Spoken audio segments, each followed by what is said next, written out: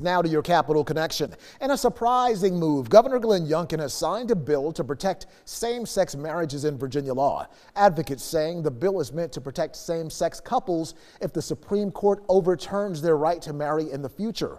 Capitol Bureau reporter Tyler Englander has details.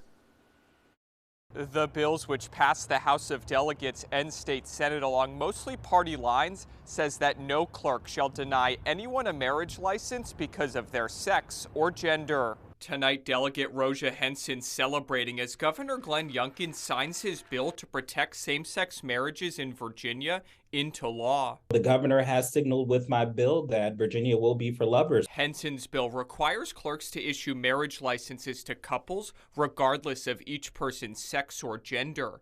Henson says the bill's passage was critical after Supreme Court Justice Clarence Thomas suggested the court reconsider its previous decisions on same-sex marriage. What I wanted to do as someone of the LGBTQ community, as well as listening to the allies, it's, hey, we saw what happened with Roe. Let's be proactive in legislation and start, correcting our Constitution while also adding affirmative language to our code. The only problem? Even if the Supreme Court overturns its previous decisions, same-sex marriage would still be illegal in Virginia because of language in the state constitution that says that only a union between one man and one woman may be a marriage valid in or recognized by the Commonwealth and its political subdivisions. The Constitution is the fundamental structuring document for the state.